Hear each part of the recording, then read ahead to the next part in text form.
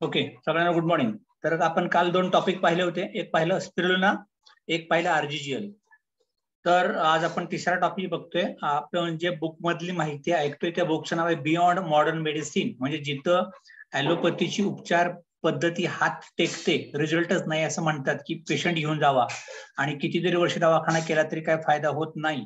अशा केसेस मध्ये सुद्धा डीएक्सनच्या प्रोडक्टनी चमत्कार केलेला आहे.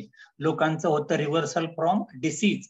आणि सगळ्यात महत्वाचं, मला डीएक्सनचे प्रोडक्ट का खायचे तर मला आजार येऊच नये याच्यासाठी, प्रिव्हेन्शन फ्रॉम डिसीजेस. ओके, आणि डिसीज फ्री लाईफ तुम्हाला जगायला मिळावं त्याच्यासाठी. तर आजचा आपला चॅप्टर नंबर 3 आहे हाऊ अल्कलाइन आर यू. म्हणजे एक असते बॉडी अल्कलाइन, एक असते बॉडी ऍसिडिक. तर सगळ्यात महत्वाचं, तुम्ही जेवढं जास्तीत जास्त अल्कलाइन खायचा प्रयत्न कराल, आपली बॉडी पाहिजे 80% अल्कलाइन खाणं आणि 20% पाहिजे ऍसिडिक.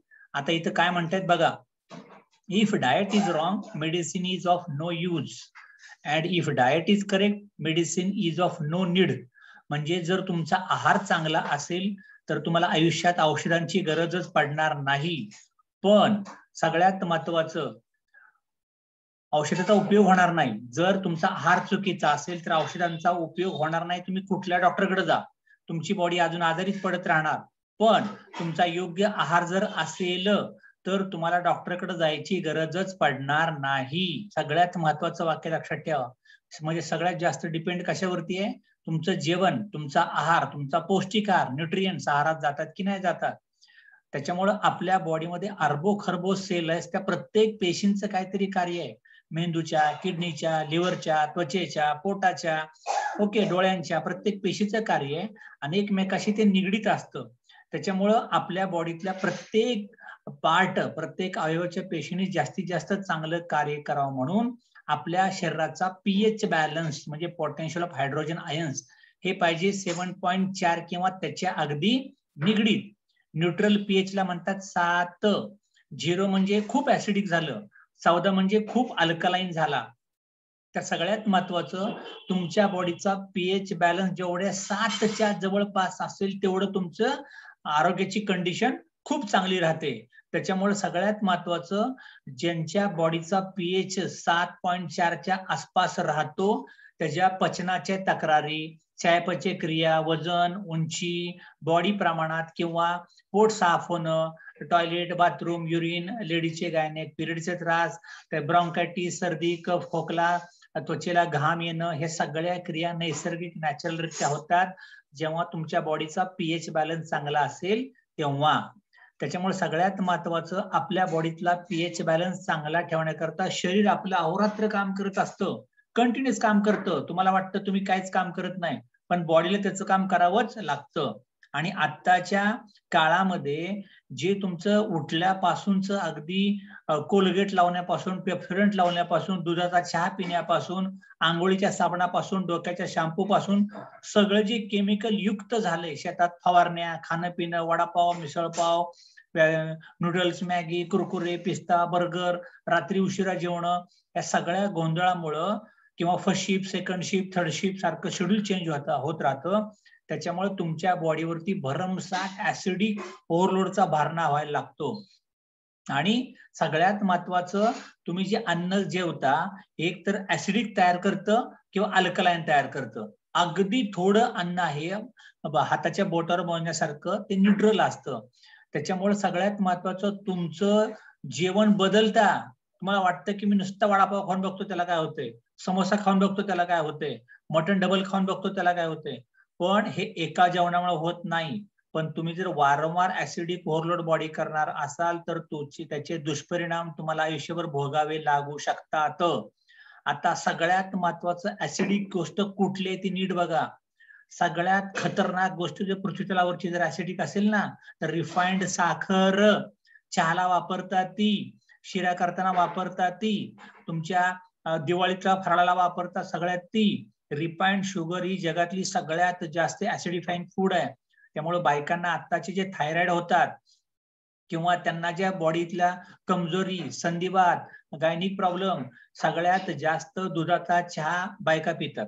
त्याच्यामुळे रिफाइंड शुगर ही शक्यतो नाहीच आहे. आपल्याला गुळ घरात आणायचा आहे, गुळ, हे नीट लक्षात ठेवा. त्याच्यामुळे सगळ्यात महत्वाचं रिफाइंड साखर जे आहे ना, तुम्ही जर दिवसभर काही गावाकडे बघतो आपण 5 किलो महिन्याला, 10 किलो महिन्याला, 15 किलो महिन्याला, sugar intake is a slow suicide, म्हणजे तुम्ही दररोज आत्महत्या केल्यासारखं आहे. साखर जेवढी जास्त साखर गोड चहा पिताय तेवढं. त्याच्यामुळे दररोज तुमच्या शारीरिक आणि मानसिक तुमच्या बॉडीला त्याच्यावरती आघात होत राहतो. आणि त्याच्यामुळं सगळ्यात महत्वाचं तुमच्या खाण्यापिण्यातली साखर कमी करा. आणि सगळ्यात जास्त साखर कशात असते माहितीये का? Coca Cola. ओके, आपण कोका कोला पितो, थम्सअप पितो, याच्या सोडा पितात तुम्ही, कधी लेमोनेड्स पित राहतात, फ्रुटी पितात पोरं, फिजी ड्रिंक पित राहतात.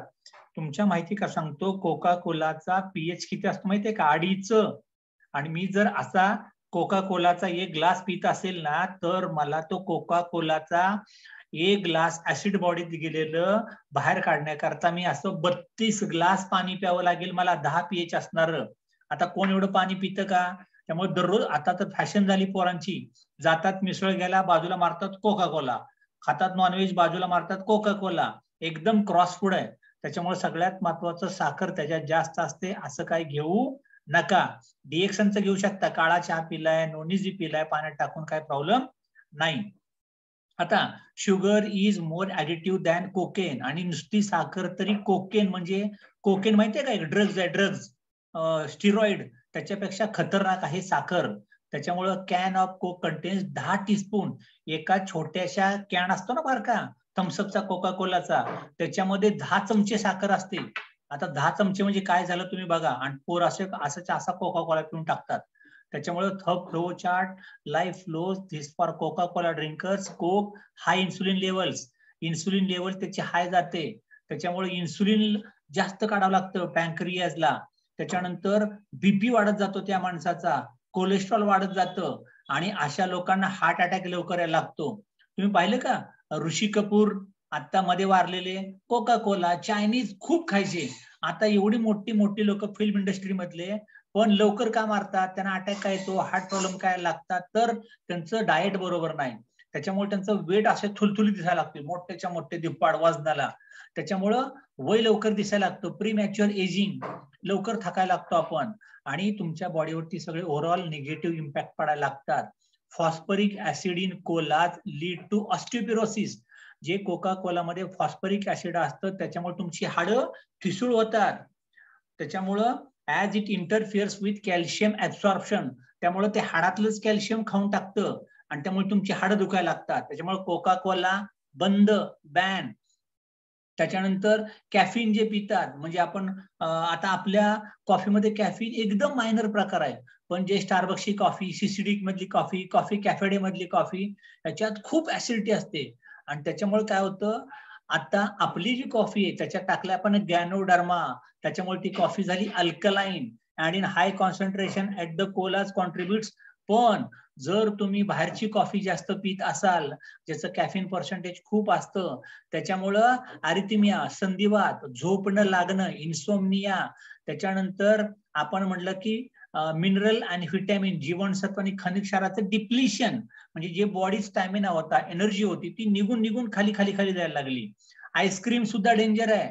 कोका कोला नको, बाहेरची कॉफी नको, आईस्क्रीम नाही, कारण आईस्क्रीम आणि ऑल डेअरी प्रोडक्ट मध्ये ऍसिडिक असतं. दूध सुद्धा, कारण आता जे तुम्ही दूध पिता ते पिशवीतलं पिता. त्याच्यानंतर आपण बघितलं की गोकुळ आणलं, चितळे आणलं, महानंदा आणलं, कात्रज डेअरी मधलं आणलं, त्यांनी प्रोसेसिंग किती केलंय. त्यांचं दूध कधी नासतच नाही, त्यांचं दूध कधी खराबच होत नाही, तसंच तसं आपल्यापर्यंत आलंय. त्यामुळे ice cream has concentrated dense from milk. Ice cream करण्याकरता असं घट्ट घट्ट दूध करावं लागतं. And whole array of chemical, आणि सगळंच्या सगळं केमिकलचा तुडुंब भरणा, आणि गोड लागायला पाहिजे तुम्हाला, खूप छान छान गोड लागायला पाहिजे, प्रचंड साखर. There are all mucus forming, त्याच्यामुळे तुमचा सर्दी, कफ, खोकला वाढतो. अचानक तुमचा घसा पॅक व्हायला लागेल, पिंपल्स पुरळ तुमच्या चेहऱ्यावरती वाढायला लागतात, हाडं ठिसूळवायला लागतात, आणि कार्डियक अनफ्रेंडली, तुमच्या हृदयाकरता आईस्क्रीम घातक आहेत, आईस्क्रीम अजिबात चांगलं नाही. What if I am acidic, मग मी ऍसिडिक असेल माझी बॉडी, तर मी काय करायला पाहिजे, काय होऊ शकतं? सगळ्यात महत्वाचं, जर तुमची बॉडी ऍसिडिक सातत्यानं राहत असेल तर तुम्ही विनाकारण उद्या जाऊन कॅन्सरला आमंत्रण देत आहात. महिलांच्या मध्ये मग ब्रेस्ट कॅन्सर झाला, ओव्हरीज कॅन्सर झाला, जेंट्स मध्ये ओरल कॅन्सर झाला, पोटाचे कॅन्सर झाले. हे तुमच्या खाण्यामुळे होतं, नीट लक्षात ठेवा. त्याच्यानंतर makes white blood cells weak, त्याच्यामुळे रोग प्रतिकारक शक्ती तुमची कमी कमी व्हायला लागते. आजाराविरुद्ध तुम्ही लढा अजिबात देऊ शकत नाही. तुमची प्रतिकारशक्ती खालावते, डाऊनग्रेड्स इम्युनिटी. आणि त्याच्यामुळं एनर्जी जी प्रोड्यूस व्हायला पाहिजे is equal to MC square, तो स्क्वेअर कधी होतच नाही. डल वाटायला लागतं, अंगात त्राणच नाही, विकनेस येतोय, थकवा येतोय.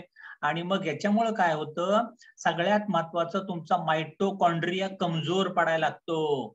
आणि मग सगळ्यात महत्वाचं तुमच्या बॉडीमध्ये तुम्ही जे जेवण करताय त्या जेवणाचं पोषण म्हणजे ग्रास्पिंग ते कमी कमी व्हायला लागतं. मग थकवा येतो, अंग दुखायला लागतं, कमजोरी वाटते, मन लागत नाही, कमजोर होतं. आणि एक लक्षात ठेवा, रक्ताचा pH 6.9 झाला की डायरेक्ट बॉडी कोम्यामध्ये जाते. कोम्यात गेल्यावर काय होऊ शकत नाही. आणि त्याच्यामुळं अचानक नाही का असं एकदम हापसे भरतो माणूस आणि डायरेक्ट डेथ होऊ शकते.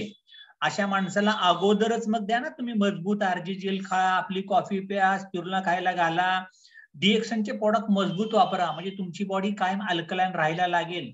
म्हणून डिएक्सन आजारावरती काम करत नाही, डिएक्सन बॉडीला अल्कलाईन चांगल्यात चांगलं ठेवायचा प्रयत्न करतं. म्हणून लक्षात ठेवा, सगळ्यात महत्वाचं acidic pH is more common in the era because of one. एक ऍसिडिक आपली बॉडी का होत राहते, तुमच्या खाण्यापिण्यामध्ये साखर भरपूर वाढत चालली आहे तुमच्या बॉडीतले. त्याच्यामुळे root cause of lifestyle diseases तुमच्या, मला सांगा, इंग्रज भारतात यायच्या अगोदर साखरेचा कारखानाच नव्हता. साखरेचा कारखाना काहीतरी 1938-40 दरम्यान पहिला झालाय भारतामध्ये. आपण गुळच खात होतो सगळ्यात अगोदर, आणि मग धिंगाणा होते पहिलवान सगळे आपले. आता नाही झालं तसं, त्यामुळे साखर कमी करायची. त्याच्यानंतर acid producing foods like white flour, तुम्ही जे आता पिठाच्या चक्कीतनं दळण दळून आणताय आणि सगळ्यात महत्वाचं रेडीमेड आटा घरात आणताय आणि त्याच्यामध्ये केमिकल टाकले, आर्टिफिशियल स्वीटनर टाकले, पीठ किती दिवस राहते, कधी बनवलं तर काय माहिती. रेडीमेड आटा पाहिजे तुम्हाला, दळण ताजं दळलेलं नसतं, 15 दिवस महिनाभर डबा आपला तोच चाललाय. हे ऍसिडिक झालं. त्याच्यानंतर जेवढी मेडिकल मधनं तुम्ही औषध गोळ्या आणता ती सगळ्यात जास्त ऍसिडिक आहे. ऍस्पिरिन, अगदी ऍस्पिरिनच्या पासून तिथनं सुरुवात करा. त्याच्यानंतर स्ट्रेस इज अ कॉन्ट्रीब्युटर. जेवढा ताणतणाव तुम्हाला जास्त येतो, कामाचा ताण असेल, आर्थिक ताण असेल, पैसे नाहीये, पोरं बरोबर नाही, फॅमिलीत अडचणी आहे, शेती पिकली नाही, जे तुम्ही निगेटिव्ह गोंधळ करून ठेवता डोक्यामध्ये, त्यांनी तुमच्या बॉडीमध्ये ऍसिडिक कन्व्हर्जन व्हायला लागतं. त्यामुळे the modern diet containing high amount of मीठ, जास्ती मटन खाणं आणि बेकरी आयटम, डेअरी प्रोडक्ट. त्याच्यामुळे बेकरी म्हणजे बेकार आयटम. मला टोस्ट पाहिजे, मला बटर पाहिजे, अजून काय काहीतरी. सकाळ सकाळी काय लोक टोस्ट आणि बटर आणि छान चपाती, बालवाडी दे का तुम्ही छान चपाती खायला. त्याच्यामुळे सगळं क्रॉस फूड झालं. अजिबात मटन खाण्याचं कमी करा. All animal products are acid. जे अगदी गाई म्हशीचं दूध सुद्धा, जेवढं तुम्ही प्राण्यापासून बनवलेले प्रोडक्ट खाता, मटन खाताय, नॉनव्हेज घेताय, मासे खाताय किंवा तुम्ही दूध जरी पिलात तरी सुद्धा ते ऍसिड तुमच्या बॉडीमध्ये जास्तीत जास्त तयार करतं. कसं ओळखायचं तुमच्या बॉडीमध्ये ऍसिड जास्त झालंय, तुम्ही आजारी पडणार आहात? कसं ओळखायचं? जर तुमच्या चेहऱ्यावरती पिंपल्स जास्त येत असतील, तुमचे केसात कोंडा जास्त झाला असेल, तुमचं सारखं डोकं दुखत असेल, लेडीजला पिरियड यायच्या अगोदर तुम्हाला पोट दुखतं, कमरेच्या खालचा भाग दुखायला लागतो, डोकं दुखायला लागतं, किंवा फिलिंग ऑफ शाईन, सारखं असं तुम्हाला कॉन्फिडन्स लेवल तुमची कमी होऊन जाते, सारखं लाजल्यासारखं, माग माग, नको पुढे जायला, चार लोकांच्यात बाहेर वाटत नाहीये, किंवा तुमच्या बॉडीनं पाणी पकडलं, अशी थुलथुलीत बॉडी असते बघा, हात लावला तिचं डुलुलू वाटायला लागेल, दिसतं मजबूत तर अंगात त्राण अजिबात नाही, म्हणजे बॉडीनं पाणी पकडून ठेवलंय. इन्सोमनिया, त्या माणसाची नीट झोप लागत नाही, रात्री दचकून उठायला लागतं. लिथार्जी म्हणजे कायम पंकज उदास, कंटाळलेला. त्याच्यानंतर हायपर, अचानक चिडचिड करायला लागतं, बघतो तुझ्याकडं, असं करतो तसं करतो, म्हणजे मुद्दामच भांडणं काढणार, काही कारण नसतं भांडायसारखं पण ते भांडत राहतं. इझी टू अँगर, त्या माणसाला राग लवकर येत राहतो. स्वार्थी वृत्ती, मला काय मिळतंय, माझा काय फायदा आहे, सगळे पॉइंट मलाच पाहिजे, पीव्ही पण मलाच पाहिजे, MRP DP पण मलाच पाहिजे, नेटवर्क वाढवायला नको. ऍसिडिक बॉडी आहे, साधं सांगतो मी तुम्हाला. फ्रिक्वेंट शाईन, सारखं सारखं लाजरी बुजरीपणा, फिलिंग ऑफ इनएडिक्वेट ऑक्सिजन, ऑक्सिजनची कमतरता राहते बॉडीमध्ये, अनेबल टू, असं आपण ना श्वास घेतला आणि असं आपण थांबलो, थांब म्हणलं की त्याला थांबत लगेच सोडून देतो तो, किमान 20 सेकंड सुद्धा त्याचं असा श्वास रोखून धरता येत नाही, ह्याचा अर्थ त्याची बॉडी ऍसिडिक झाली.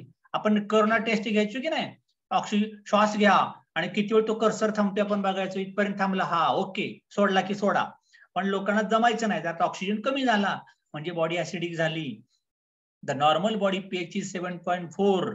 नॉर्मल सलायव्हरी पीएच, तोंडातला पीएच, जिभेचा पीएच हा 6.5 ते 7च्या मध्ये पाहिजे. हा खाली गेला की तुम्हाला तोंडाचा कॅन्सर ठरलाय, लक्षात ठेवा. 6.5च्या खाली गेला तर तोंडाचा किती पाहिजे, 6.5. त्यामुळं तोंडात पेपर टाकला जातो डॉक्टरकडनं, ते पीएच चेक करायला, लाळ चेक करतात तुमची लाळ, पीएच किती झालाय तो बघायला. If successive checking show salivary pH is below 6.5, the body is acidic.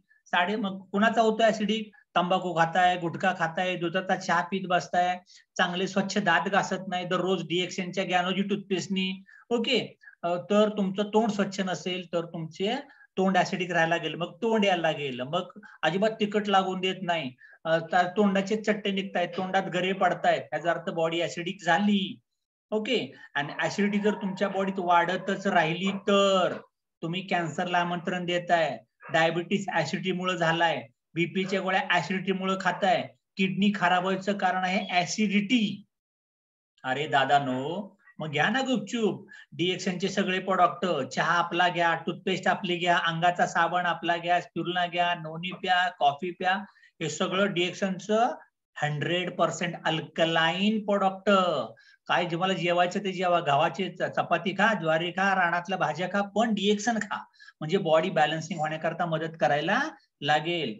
आणि सगळ्यात महत्वाचं, calcium is the form of calcium phosphate आणि calcium carbonates is a large reservoir base present in our bones and muscles.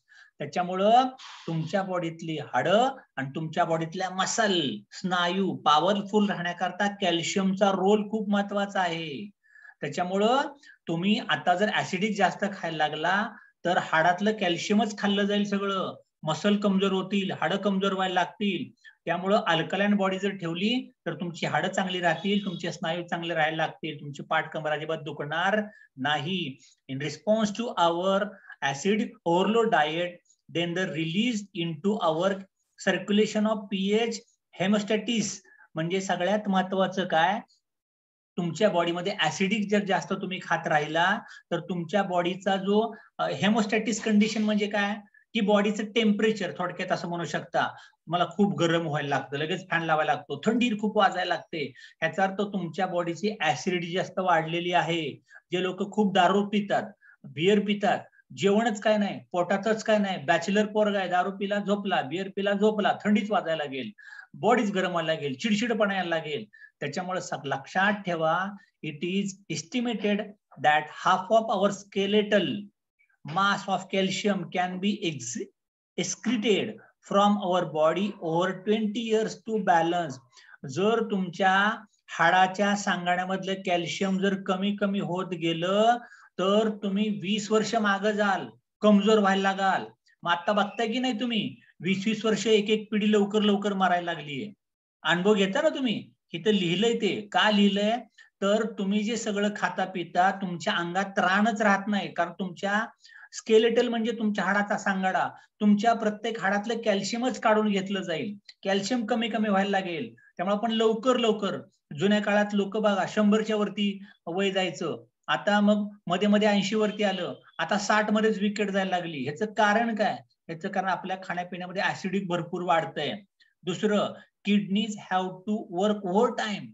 जर किडनीला जास्त काम करावं लागतं, मग जेवढं तुम्ही ऍसिड कराल ते रक्त फिल्टर करेल, लघवीतनं बाहेर काढायचं काम करेल, किडनीला रोज ओव्हर टाइम, पगार काय नाही पण किडनीला दररोज ओव्हर टाइम.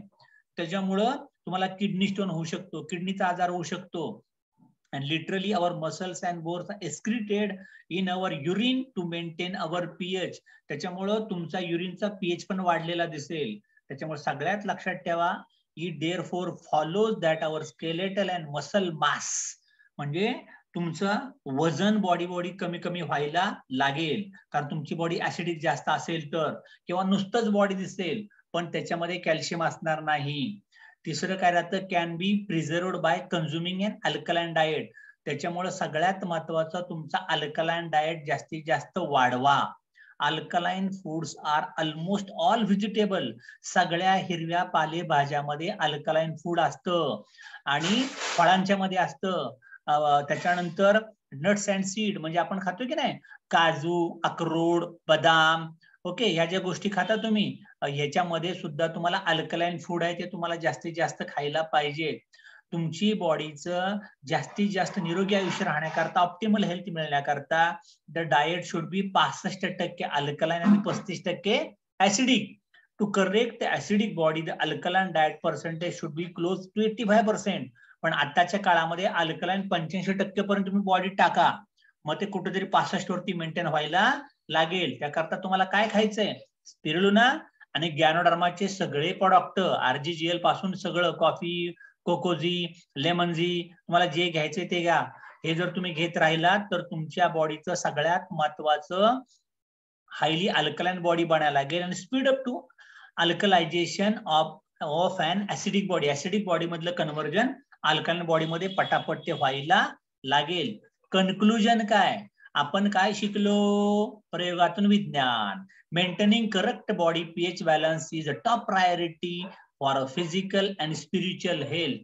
तुमचं जर शारीरिक आणि आध्यात्मिक जर तुमची बॉडी चांगल्या लेवलला घेऊन जायची असेल, अल्कलाइन पीएच 7.4 तुमच्या बॉडीचा असायला पाहिजे. आणि हॅपी हॅपी ऑर्गन, आनंदी आनंदगडे, इकडे तिकडे चोहीकडे, मला आनंद वाटतोय, मला उत्साह वाटतोय, मला दररोज होम मीटिंग कराव्याशा वाटतात, मला 1 तारखेला पर्सनल पीव्ही करावेसे वाटतात, मला छान छान काम करू वाटतं, माझी टीम चांगली काम करते, माझी टीम चांगली आहे, मला रागच येत नाही, राग कुठे गेला मला कळतच नाही.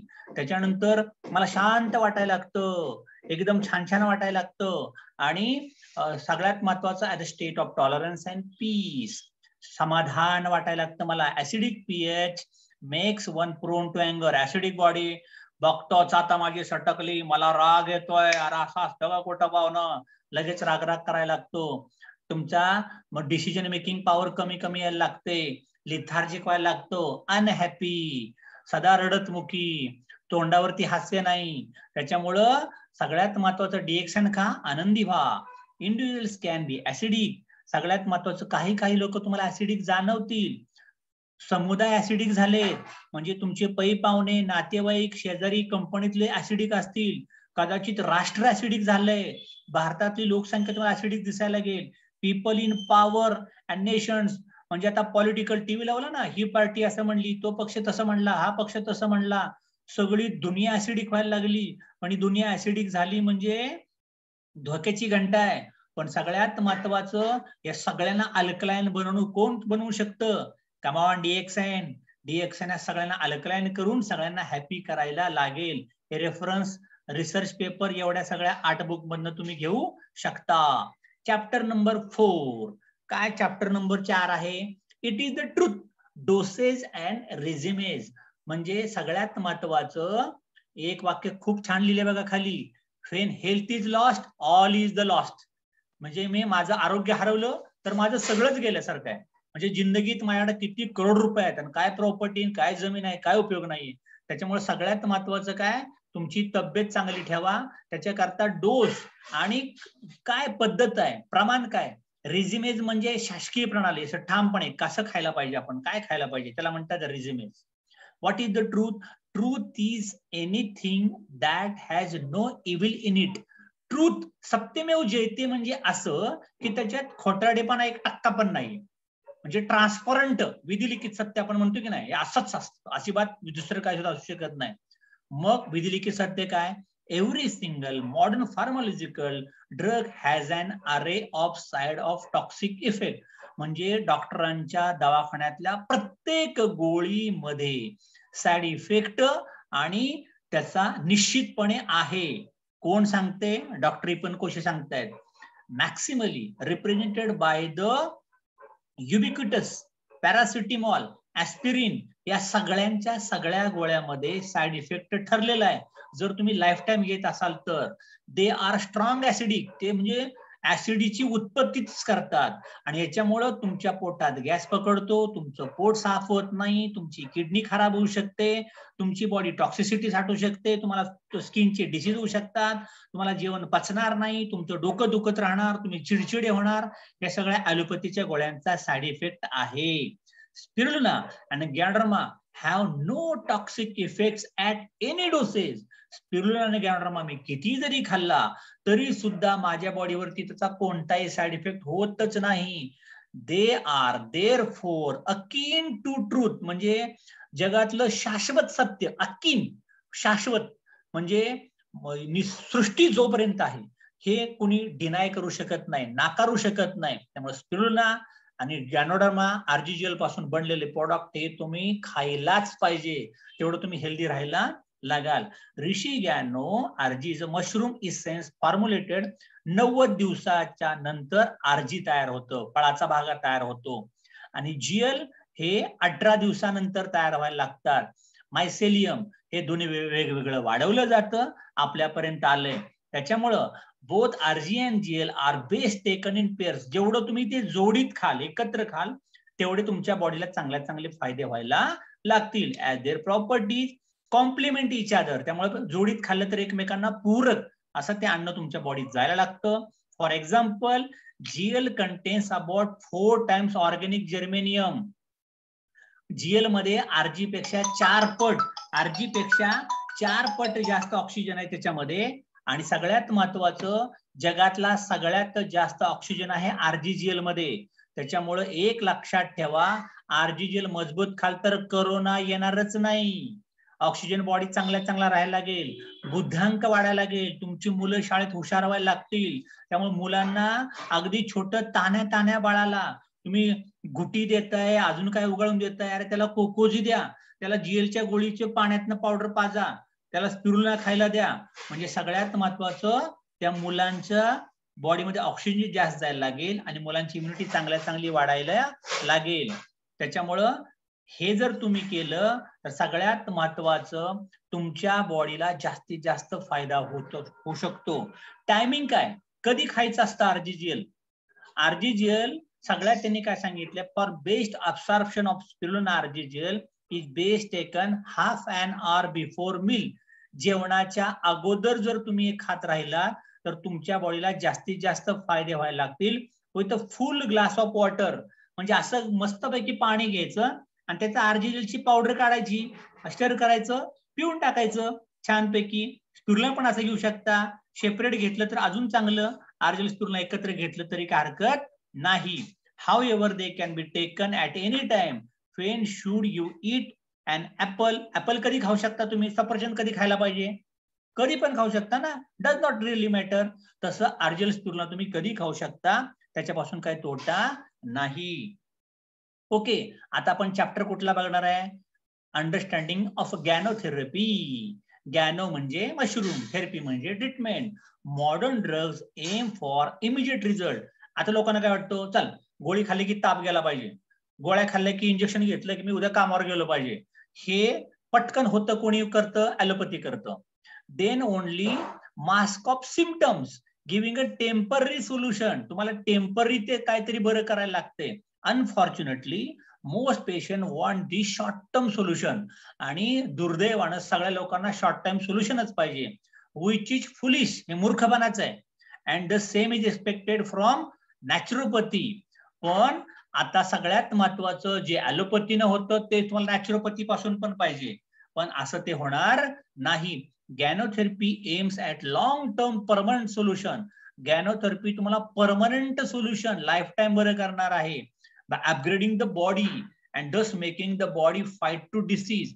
म्हणजे गॅनोथेरपी डीएक्सनचे प्रोडक्ट तुमच्या बॉडीला आजारपणा विरुद्ध लढण्याकरता तयार करतात, इम्युनअप करायला लागतात. त्याच्यामुळं एकदा का बॉडी ती जर तयार झाली आणि तुम्ही डीएक्सन घेतच राहिला तर तुम्हाला आजार आला असेल तर निघून जाईल आणि परत कधी येणार नाही. Our human body is world's best doctor. सगळ्यात ग्रेट डॉक्टर जर कोण असेल, मोठी मोठी हॉस्पिटल, कोण ग्रेट नाही, ग्रेट आहे तुमचं स्वतःचं शरीर. तुमचं स्वतःचं शरीर जगातला सगळ्यात मोठा डॉक्टर आहे, देवाने पाठवून दिला होता तुमच्या बॉडीमध्ये. त्याचं नाव असतं इम्युनिटी. त्याचं नाव असतं इम्युनिटी. त्याच्यामुळं there is no pharmacological drugs that can match our immune system. डॉक्टरांचा ॲलोपॅथीचं कुठलंही ड्रग असं बनलेलं नाही जे आपल्या इम्युनिटीपेक्षा भारी आहे, आपल्या चयापचय क्रियेपेक्षा भारी आहे. सगळ्यात महत्वाची आहे तुमची बॉडी, परमेश्वराची देणगी. त्यामुळे स्वतःच्या पाया पडा, स्वतःची तब्येत सांभाळा, रोज सकाळ सकाळी उठा, शून्य मेडिटेशन करा, सकाळ सकाळी योगा करा, प्राणायाम करा, जोर मारा, सूर्यनमस्कार करा, काय करायचं ते करा, पण अर्धा पाऊण तास घामच आला पाहिजे टकाटक. हे काम तुम्ही करा, सगळ्यात महत्वाचं.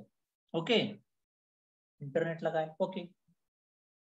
On taking spirulina the pure energy from spirulina is immediately field. सगळ्यात स्पिरुलिना जर तुम्ही घेतल्या ना, अशा मस्तपैकी घ्यायच्या ग्लासामध्ये 10 स्पिरुलिनाची पावडर टाकायची आणि चमच्याने हलवायचं, खटाक, दिवसभर जेवायचीच गरज पडत नाही, मस्त झिंगाटच बॉडी व्हायला लागते. त्याच्यामुळे स्पिरुलिना 10 गोळ्यांची पावडर घ्या मस्तपैकी, एक टाइम जेवण कमी करून टाका, कशाला पाहिजे सारखं जेवायला, मस्तपैकी तब्येत चांगली व्हायला लागेल, एनर्जी चांगली वाढायला लागेल. Manifesting as a new found. तुम्हाला असं वाटेल की माझा एवढा हुशार कधी झालो मी, माझ्या पटपट लक्षात कसं राहायला लागले, माझी लवकर लवकर काम व्हायला लागली, मला कोणाकडे जावं वाटतंय, भेटावं असं वाटतंय. हे कशामुळे होतं? 10 स्पिरुलिनाची पावडर खायची दररोज, फिजिकल एनर्जी वाढायला लागते, छान झोप लागायला लागते. But ganoderma goes through phases. हे होतं स्पिरुलिनामध्ये, पटापट एनर्जी, छान झोप यायला लागणं, बुद्ध्यांक चांगला होणं. पण गॅनोडर्मा तेवढंच नाही करत. गॅनोडर्मा हे सगळं करायला त्याची प्रोसेस आहे. काय करतं? पहिल्यांदा स्कॅनिंग करतं, हे आतमध्ये गेल्यावर तपासतं कुठं कुठं टॉक्सिन आहे. मग त्याचं टॉक्सिन जर फुफ्फुसात असेल तर त्याला सर्दी कप भरपूर व्हायला लागेल.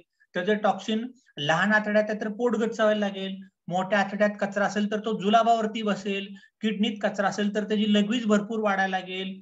ओके, त्याच्यानंतर तुम्हाला पोट गच्च आहे तर घाम भरपूर यायला लागेल, म्हणजे स्किन मधनं पण कचरा जाऊ शकतो. पोटात ऍसिड आहे तर तुम्हाला उलटी होऊ शकते. हे स्कॅनिंग करतं, तपासतं अगोदर बॉडीमध्ये काय आहे ते. नंतर detoxification, unwanted toxins as excreted by body's natural excretory mechanism. लघवीतून, संडासमधून, घामामधून, ओके, तुम्हाला कफ बेडक्यामधून, हे सगळं बाहेर पडायला लागतं, सगळ्यात महत्वाचं. त्याच्यामुळे डीएक्सन जर खायला सुरुवात केली तर तुमची लघवी वाढेल, संडास वाढू शकते, घाम जास्त येऊ शकतो, कफ बेडके जास्त पडू शकतात, एखादी उलटी होऊ शकते. चांगली क्रिया आहे, पंचकर्म केल्यासारखं करायला लागेल. नंतर करतं नियमितपणा, 1 ते 12 महिने संतुलन करतं बॉडीचं, बायोइलेक्ट्रिक आणि बायोकेमिकल. बायोइलेक्ट्रिक कुठं असतं? हृदयापासून वर मेंदूकडे. ओके, ईसीजी काढतो, इलेक्ट्रोकार्डिओग्राम, हे चांगलं करणं, हार्ट फंक्शनिंग चांगलं करणं, ब्रेन पल्स चांगलं करायला लागणं, बॉडी नर्वस सिस्टम चांगली करायचं काम करतात. बायोकेमिकल म्हणजे कुठलं? मी पाणी पितो, मी जेवण करतो, मला पचतं, नको तो कचरा बाहेर जातो, लेडीजचा गायनेक पिरियड, हे सगळं बायोकेमिकल बॅलन्स करायचं काम करतं. रेग्युलेशन 1 ते 12 महिन्यापर्यंत. मग बिल्डिंग करतं 6 महिन्यापासून 24 महिन्यापर्यंत. ज्या पेशी डॅमेज झाल्या होत्या रिपेअर करायला घेतो. जुन्या काळी मला दम्याचा पंप लागायचा, मी डीएक्सन खातो, आता मला पंपच लागत नाही. बीपीच्या गोळ्या खात होतो, बीपी नॉर्मल आला, बीपीच्या गोळ्या बंद झाल्या. डायबिटीसचं इन्सुलिन घ्यायचो, गोळ्या खायचो, डायबिटीस नॉर्मलला आला, संधिवात गेला, बीपी गेला, डायबिटीस गेला, मी छान झालो. हे व्हायला डीएक्सन किमान 2 वर्ष सतत खात राहायला पाहिजे. आणि रिज्युनिएशन, पुनर्निर्मिती, पुनर्निर्माण, हे 3-3 वर्ष डीएक्सन कायम खात राहा. मग बॉडी गेन युथफुलनेस, तारुण्य, प्रतिकारशक्ती चांगली वाढायला लागेल आणि मग तुम्ही म्हातारपणी तरुण दिसायला लागाल. अपने सौंदर्य का राज क्या है? डीएक्सन खाओ, पिलाओ और बताओ. The effect of gynotherapy is different in each individual. प्रत्येक माणसात डीएक्सनचा वेगवेगळा फरक अनुभवायला मिळतो. कशावरती डिपेंड आहे? तुम्ही किती हेल्थ कंडिशन तुमची कशी आहे, तुमची लाईफस्टाईल कशी आहे, फर्स्ट सेकंड थर्ड घेताय, तुम्ही नॉनव्हेज घेताय, तुम्ही ड्रिंक्स पिताय का, टेन्शन काय, ताणतणाव काय, शेतात काय काम करताय, तुमच्या आजूबाजूचं वातावरण कसं आहे, मित्र परिवार कसा आहे, आणि कमिटमेंट टू डेली इंटेक, दररोज खातो का? सगळ्यात महत्वाचं, मी दररोज डीएक्सन इमानदारीत खातो का? हावेर विदिन 12 महिन्याच्या आतमध्ये, विदाउट एनी डाऊट, 1 वर्षाच्या आतमध्ये body will upgraded with visible, दिसण्यासारखे परिणाम तुमच्या बॉडीवरती जाणवायला लागतील. त्याच्यामुळं हे तुम्ही रेग्युलर वापरा. Dosage schedule and guide, chapter 4, RGGL and spirulina are pure vegetables and hence there is no dosage schedule. RGGL आणि स्पिरुलिना हे भाजीपाला खाल्ल्यासारखं आहे, त्याच्यामुळे त्याचा पर्टिक्युलर डोसच कुठे केलेला नाही. Okay. However it is advisable to start with 1 pair morning and evening 2 capsules. म्हणजे सकाळी 1 RG 1 GL, संध्याकाळी 1 RG 1 GL असं तुम्हाला रेग्युलर घ्यायचंय. आणि spirulina capsules of spirulina morning and evening, जेवायच्या अगोदर 2 स्पिरुलिना सकाळी, 2 स्पिरुलिना संध्याकाळी. हे जर तुम्ही रेग्युलर करायला सुरुवात केली तर हा तुमचा नॉर्मल डोस प्रमाणे काम करायला लागेल. RGL 1 पेअर सकाळी, 1 पेअर संध्याकाळी, स्पिरुलिना सकाळी 2, संध्याकाळी 2. शक्यतो जेवणाच्या अगोदर अर्धा पाऊण तास घ्यायला सुरुवात करा. नंतर काय करू शकता, RGL 2 पेअर सकाळी, 2 पेअर संध्याकाळी. दुसऱ्या आठवड्यापासून after second week increase spirulina 4 सकाळी, 4 संध्याकाळी स्पिरुलिना सगळ्यात महत्वाचं. आणि मग नंतर हा डोस तुम्ही वाढवू शकता. This dose may be continued for 6 weeks. 6 आठवडे हेच ठेवा. आणि नंतर तुम्हाला जर चांगलं वाटलं ठीक आहे, नाही वाटलं डोस वाढवू शकता. चांगलं वाटायला लागलं मेंटेनन्स डोस ठेवा. 2 पेअर सकाळी, 2 पेअर संध्याकाळी असं रेग्युलर वापरा. आणि 12 आठवड्यामध्ये तुम्हाला असं जाणवायला लागेल कोलेस्ट्रॉलची लेवल कंट्रोलमध्ये आली, sugar will better controllable, diabetes चांगल्या कंट्रोलमध्ये यायला सुरुवात झाली, बीपी कंट्रोलमध्ये यायला सुरुवात झाली, आणि विल स्टार्ट गेटिंग कंट्रोल्ड. तुमचा रागराग कमी झाला. सगळ्यात महत्वाचं मानसिक शांतता वाढायला लागली, ऍसिडिक पीएच कंट्रोलमध्ये यायला लागला, फिडिंग व्हायला लागला, म्हणजे संतुलित व्हायला लागला. All diseases can be classified as mild, moderate आणि सिव्हिअर. कुठल्या आजाराचे 3 प्रकार असतात. माइल्ड म्हणजे बिलकुल कमी, मॉडरेट म्हणजे मध्यम, सिव्हिअर म्हणजे खूप आजारी. असे 3 प्रकार असतात. The above dose is adequate for any mild disease. वरचा डोस आहे सामान्य आजारासाठी, पण मॉडरेट असाल तर हा 2 पेअर, 4 पेअर, 6 पेअर वाढवायला लागू शकतो. सिव्हिअर मध्ये 10 पेअर, 20 पेअर, 30 पेअर पर्यंत जाऊ शकता. सगळ्यात महत्वाचं for example in severe renal failure, जर किडनी खराब झाल्यात, आपण असं म्हणूया किडनीच खराब झाली आहे, रिनल फेल्युअर स्ट्रॉंग झालाय, ब्लड युरिया खूप वाढलाय, 60-80 वरती गेलाय, त्याच्यानंतर क्रिएटिन गेले पाहिजे 1.5-2, ते गेले 8, 9, 10, 15, किंवा क्रिपलिंग पार्किन्सन, असं नाही का पार्किन्सन कंपात हा सगळं हलवायला लागलंय, सोरेशियस अंगावरती भरपूर वाढलाय, तर the dose has to be gradually increase to 15 pairs a day. 15 pair RG, 15 pair GL असं आपण देऊ शकतो. And the reversal of symptom नंतर 18 ते 24 महिने 15-15 पेअर खायला लागतील. मग असं 1-1.5-2 वर्षानंतर तुम्हाला कळेल की आता तो माझा आजार कमी झालाय. They have to keep the faith. विश्वास ठेवावा लागेल. कारण रेनल पेशंट ऑन डायलिसिस, तुम्हाला डायलिसिस असतं, तुमच्या किडन्या खराब आहेत, डॉक्टर किडन्या बदलतील, बदला किडन्या, 10 लाख रुपये घालवा, काय प्रॉब्लेम आहे. मग तिथं काय होते तुम्हाला माहिती आहे, कायम डायलिसिस करत राहावं लागतं आयुष्यभर, आठवड्यातनं 2दा, आठवड्यातनं 3दा. ही वेळ आपल्यावरती यायला नको. म्हणून तुम्ही 18 महिने ते 24 महिने डिएक्शन मजबूत खायची तयारी ठेवा, विश्वास ठेवा. विल टेकन इव्हन लॉंगर, कदाचित त्याच्यापेक्षा लांब पण जाऊ शकतं. As with each dialysis ganoderma is also taken out of the system. म्हणजे तुम्हाला डायलिसिस मधनं सुद्धा हे बाहेर काढू शकतं, पण एवढं जास्त खायची तयारी तुमची असायला पाहिजे.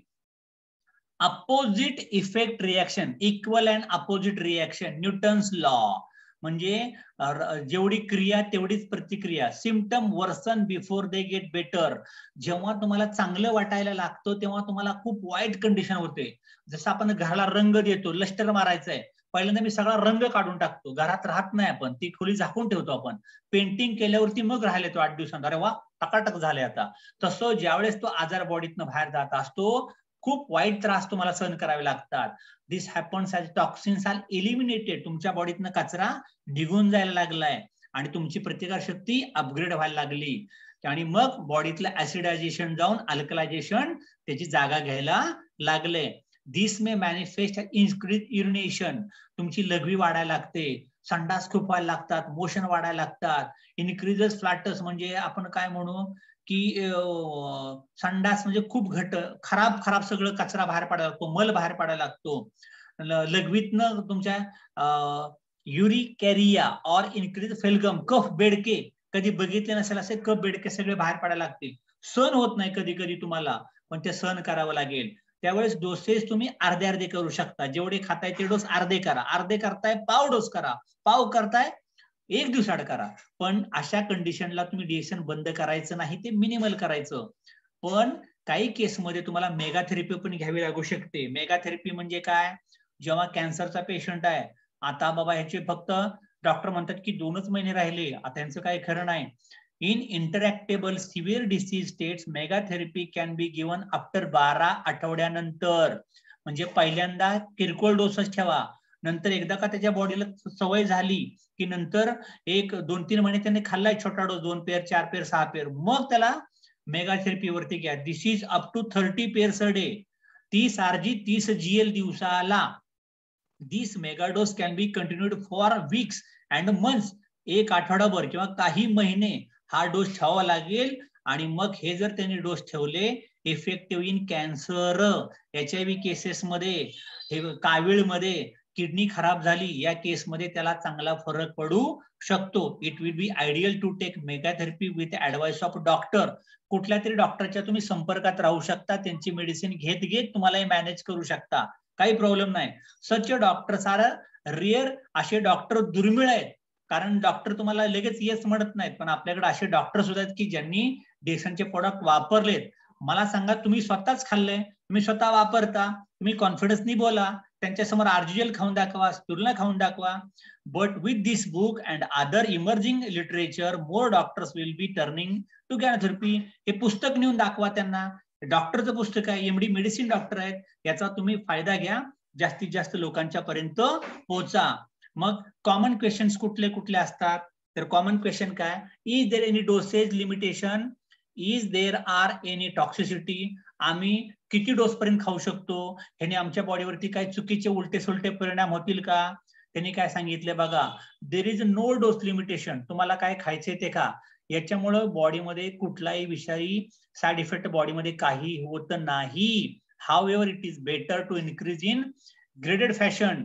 म्हणजे पेर वाढवत वाढवत वाढवत जाताय ना, ही चांगली फॅशन आहे. Unless you have expert ganotherapist to. Ganotherapist कोण आहेत? जे डिएक्शन खातात, आता 4 वर्ष 5 वर्ष 6 वर्ष ते गॅनोथेरपिस्ट आहेत, त्यांना म्हणतात गॅनोथेरपिस्ट. हे तुम्हाला चांगले गाईड करायला येतील, तुमची ऍक्टिव्ह अपलाईन.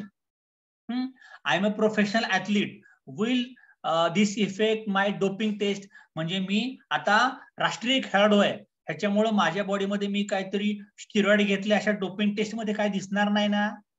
ते विचारतोय, खेळाडू विचारतोय. Spirulina is a part of an athlete nutrition in almost all sporting nation.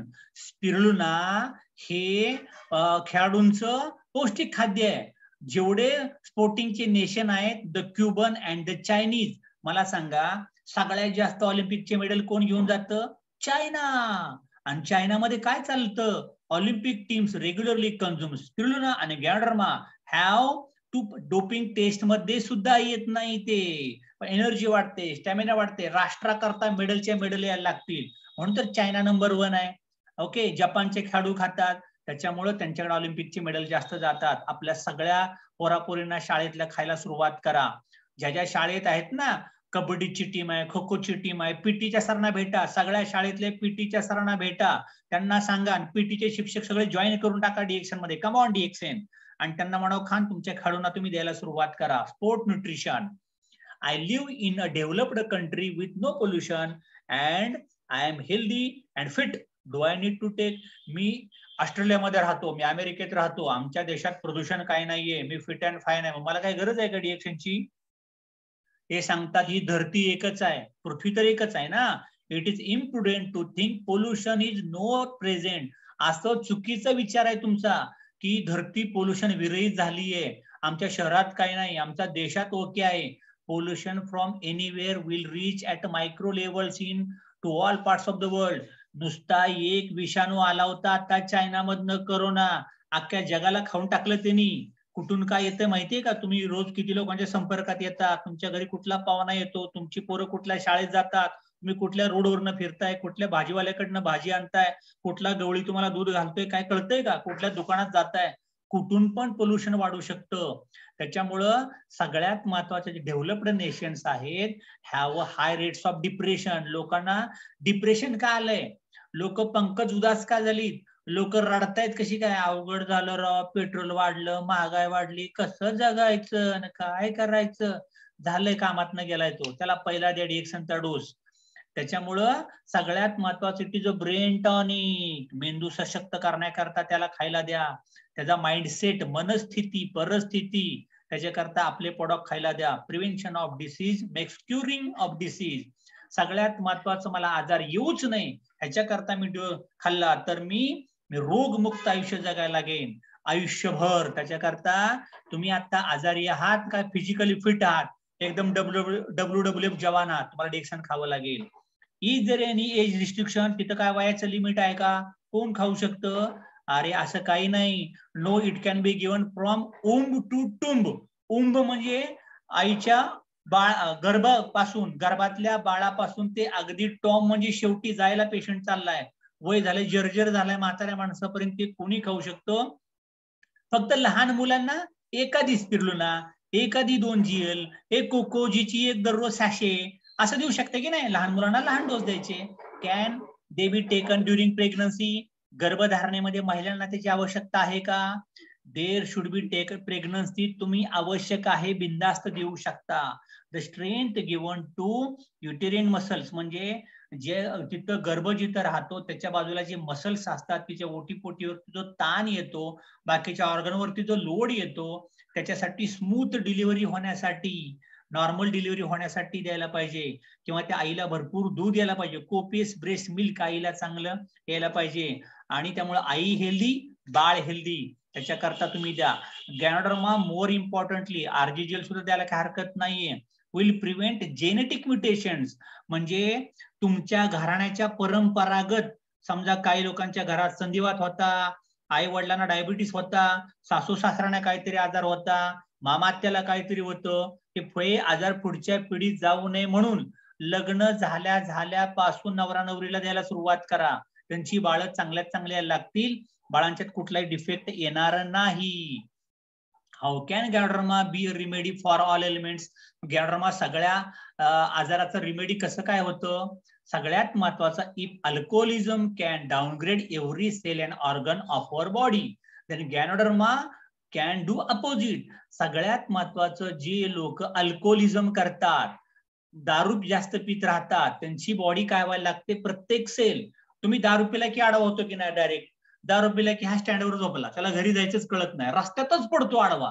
दारू मध्ये मी कसं इथं कसा काय पडलो, दारू पिला की आडवा होतोय, याचा अर्थ बॉडी ऍसिडिक झाली, प्रत्येक सेल डाऊन झाला. पण गॅनोडर्मा त्याच्या विरुद्ध काम करायला लागतो. सगळ्यात महत्वाचं, तुमच्या बॉडीला फ्रेश, एनर्जेटिक, ताजातवाना, ब्रेन अलर्ट, शरीर अलर्ट, तत्पर माणूस व्हायला लागतो. त्यामुळे ganoderma does not cure any disease. Ganoderma कुठला आजार बराच करत नाही. मग काय करतं ते? If upgrades our body to so that our body can deal with the fight disease. आपली बॉडी एवढी मजबूत करून ठेवेल, मिलिटरी बॉडीत बसवल्यासारखं, AK-47 कुठल्या आजाराला एंट्री देणार नाही, बॉडी सक्षम बनवायला लागेल. आज स्पिरुलिना आणि गॅनोडर्मा कॉस्टली नाही सर, ते महागाई वाटतं, खूप महागाई का होते?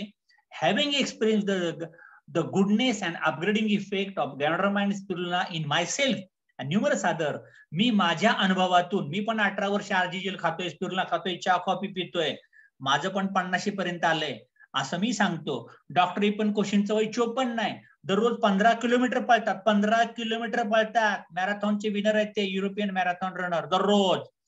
आणि माझ्या अनुभवावरून हे I consider them dearer than gold, सोन्यापेक्षा चांगलं आहे. आपलं शरीर हेच सोनं आहे की नाही. आय एम कन्सिडर दॅम, हे सोन्यापेक्षा चांगलं आहे. And any price is not too high, ह्याची प्राइस अजिबात महागडं नाहीये. दवाखान्यातल्या बिला सारख्या, हॉस्पिटलच्या बिलापेक्षा there are reasonably priced by and standard. सगळ्यात महत्वाचं, तुमच्या खिशाला माफक अशी त्याची प्राइस ठेवलेली आहे. अजून एक प्रश्न आहे, आय एम ऑन मेडिटेशन, मी दररोज ध्यान धारणा करतो, ओके, मी आध्यात्मिक माणूस आहे, माझ्या गळ्यात पंढरपूरची माळ आहे, मी जैन आहे, ओके, मी असलं काय खात नाही, मग मला स्पिरुलिना आणि गॅनोडर्मा खायला पाहिजे का? माझ्या मेडिटेशन चालू ठेवू का? येस, ऑफकोर्स, स्पिरुलिना आणि ganoderma will synergize and augment the meditation. म्हणजे हे त्याला पूरक असं काम करायला लागेल, तुमचं ध्यान, कॉन्सन्ट्रेशन अजून वाढायला लागेल. सपोर्टिंग, मैत्रीचा रोल झाला.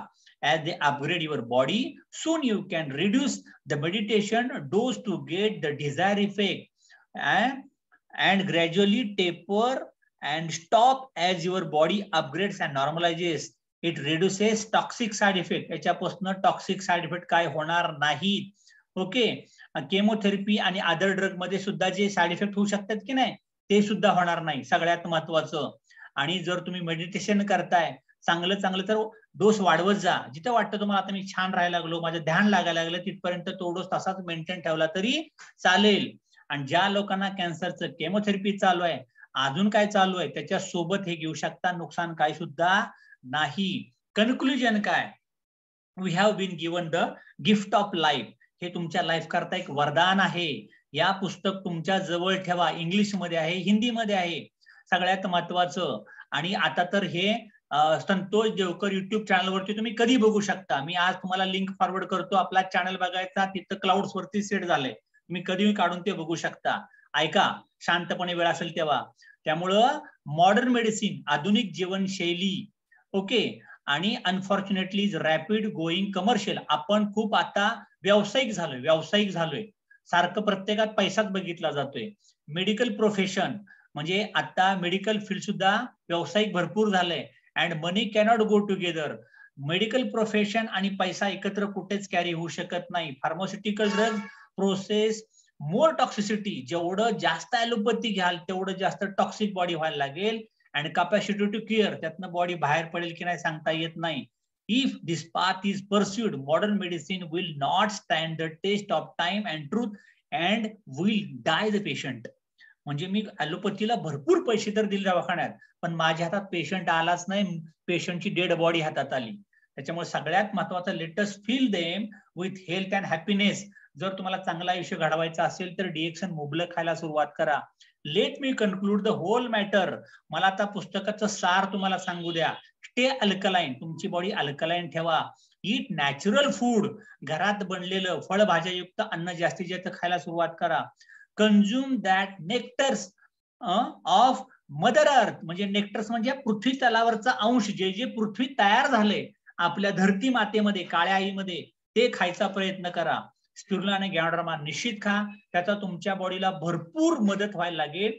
यू विल स्टे यंग, तुम्ही कायम तरुण राहाल. And will possess boundless energy and enthusiasm, म्हणजे तुम्ही कायम हेल्दी राहाल.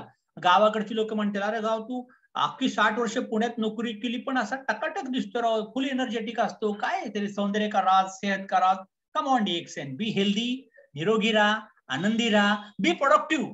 पीव्ही जास्त बनवा, 1 तारखेला जास्त काम करा, दररोज जॉईनिंग करा, 6चं स्ट्रक्चर सेट करा, बिझनेस वाढवा, पैसे कमवा. कशा करता? गोरगरिबांच्या पर्यंत पैसा मॅटर करतो. तुम्ही रईस बना, तुम्ही श्रीमंत आहात, श्रीमंत व्हा, लोकांना हेल्प करत जा.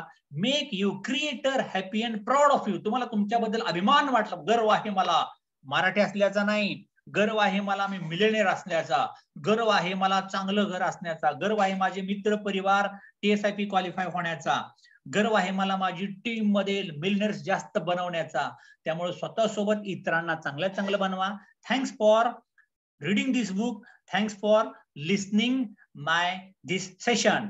आय एन्जॉय, म्हणजे मला चांगलं वाटेल की तुम्हाला असले कुठले इंग्लिश बुक मराठीमध्ये समजून सांगण्याकरता, त्याच्याकरता थँक्यू म्हणूया. डॉक्टर इपन कोशी तुमचं थँक्यू. आपण आपला सेशन थांबवूया. Thank you and come on डीएक्सन.